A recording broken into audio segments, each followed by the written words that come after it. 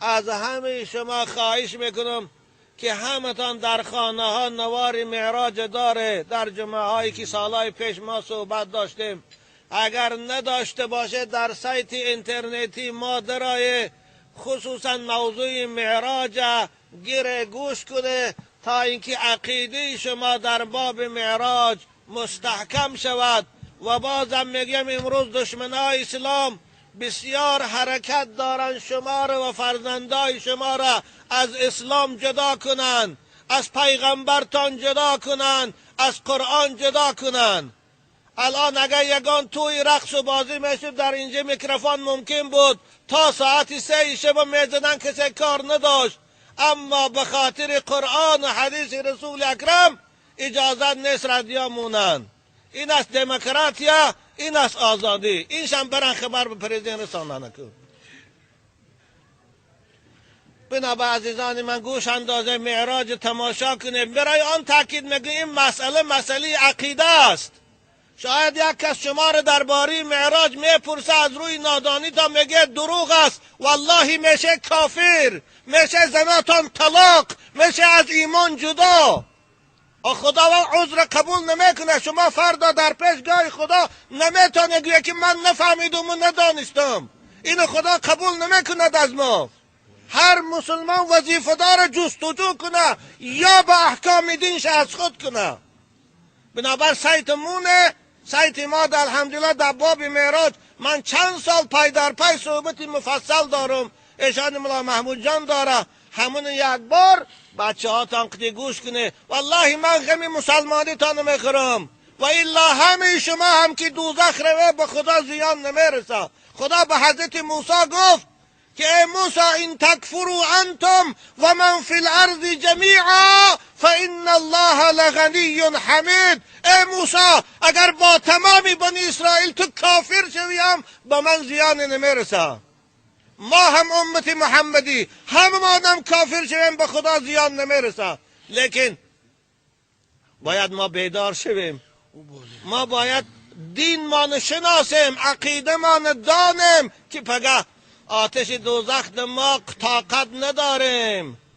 والله این کامل بگزاده ها ناتغری بگویند زنده شدن هست، جواب دادن هست. او خدای حکیمه که این عالم با این عظمت آفرید، خیال میکنه که کامل زنده نمیکنه، خیال میکنه که اینا رو بازیچه آفرید.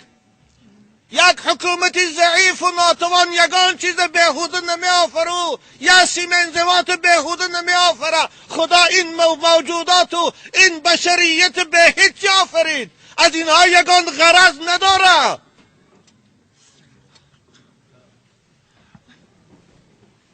ربنا ما خلقت هذا باطلا سبحانك فقنا عذاب النار. بنابر معراج گوش کنه. سعدی بزرگوار خدا رحمت کنه در بستانشا می فرمایند شب برنشست از فلک در گذشت. تمام کلاسیک های ما، چه سعدی و چه جامی و چه احمد دانش و چه رودکی و فردوسی، همش معراج رسول اکرم بیان کردگی هستند در آثاراشان. ایها الانسان ما غرک بربک الکریم الذي خلقك فسواك فعدلك فی ای صورت ما شاء رکبک. خدا به انسانهای متکبر و مغرور و کافر خطاب میکنه. ای انسان مغرور، چطور فریب داد که از خدای خود دور شدی ایستادی؟ همون خدایی که تو را از 2 قطره آب نقاشی کرد و صورت کشید کرد و زیبا کرد و تو به دنیا آورد. اگر میخواست صورت سگ میکرد. اگر میخواست مثل اون کودک که دیده در ارژانتین تولد شد نگذی تا برآمدن 1 تن 2 سرود میکرد. از دست تو چی میآمد؟ صورت زیبا داد، قاش و چشم سیاه داد. فی ای صورت ما شاء رکبک. چو این خدا رو با نمیشناس، چو با این خدای خود جنگ اعلان کردی. خدا قرآن رو گفتی صدا اینا. وقتی که به دنیا آمد باید اول نام همون خدا را شنوه. الله اکبر. گفتی سعدی بزرگوار دهد نطفه را صورت چون پری، کی کرده است در آب صورتگری. یا الله، آب در نقاشی کاری هر کس نیست، الله هست، الله هست، خدا هست که دو قطره آب در رحم خردکه کی مادر، در اون جایی که نه چراغ است و نه پروژکتور، در اون جایی که نه پرده سفید است و نه کاغذی سفید، نه روشکه است و نه قلم، نه پلمستر، صورت کشش میکنه. چشم در جای خودش، قاش در جای خودش، گوش در جای خودش، دهان در جای خودش. یا الله، یک تش ناتوقری نمیبیا. رسام ها برای یه رسم کشیدن 10 بار ورقش میدرانه میپرتا، باید تشخیص رو میبرم.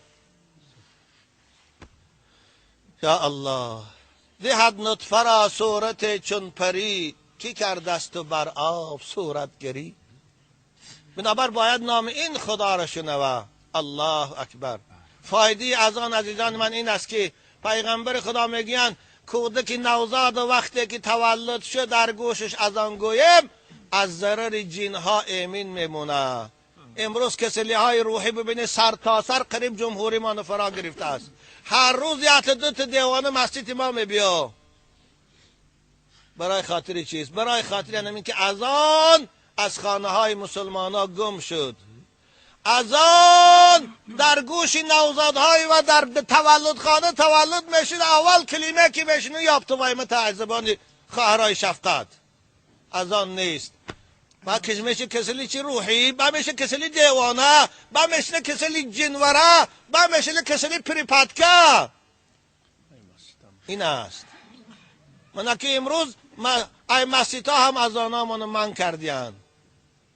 پگه صاحب اذان پیش دی چی میگویم من کننده؟ خدا پگه اینا رو میپرسه که چه صدای منه الله اکبر من کردی، چی میگویم؟ من نمیدانم اینا چی میگفت باشن. در پیش یک حاکمایی که مثل خوشان یک انسانی ضعیفن جواب دادن دهنشان پیش نمیره، در پیشگاه خالق آسمان و زمین چی میگفت باشن من نمیفهمم. هر پدر و مادره که بچهش قرآن خوان میکنه، دخترش قرآن خوان میکنه، خداوند روز قیامت بر سر او تاج میگذاره که از دردانه های او نور آفتاب خیره میشه. اون تاجایی که در سر پادشاهی الیزابت بریتانیا میبینه، ملکه بریتانیا، او تاج چه قیمت داره؟ رسول اکرم یک خردترین سنگچه او تاج آفتاب و نورش خیره میکنه. این برای پدر و مادره که بچه‌ش قرآن خوان. البته قرآن خوان کردن بچه ها قومای عزیز برای خاطر ملا شدن نیست. ملا شوی کاری آسان نیست. ملا شدن خیلی زحمت میکشه. خوشا به حال پدر و مادره که فرزنداش اهل علم شوند. لیکن شما قرآن خوان کنه به خاطر مسلمان شدن، قرآن خوان کنه به خاطر خدمت خودتان کردن. فرزند قرآن خوان پدر و مادرش حقارت نمیکنه. فرزند قرآن خوان پدر و مادرش نمیرنجانه. فرزند قرآن خوان پیش پدر و مادر راستا میخیزه. فرزند قرآن خوان پدر و مادر که بیمار شد برده در به صاحب خانه نمیپرتا، بالاشت میشینه بیمار بینیش میکنه. من یه ملا ابوبکر میدانم، بچی اما کعب نظر مون دادا آچش چون گل تربیه کردن، نگذاشن در پاشان خار زنن، نگذاشن در بدنشان چنگ شینه تا مردنشانه، مثل خدمتگار در قوتشان راستا بودن. اگر دیگه بچه میبود در به صاحب خانه به پرچه میرفت ایران خواندنی. برای خاطر پدر و مادرش هیچ جا نرفت دعاش گرفت. این از ثمره قرآن. والله اگر ما از قرآن جدا شویم نمیدانم آینده ما و شما چه. خوب معلوم است آینده ما چی بشه. آینده غرب. ببینید به صاحب خانه زیاد ساختیان همون جست جای من و شما دیگر.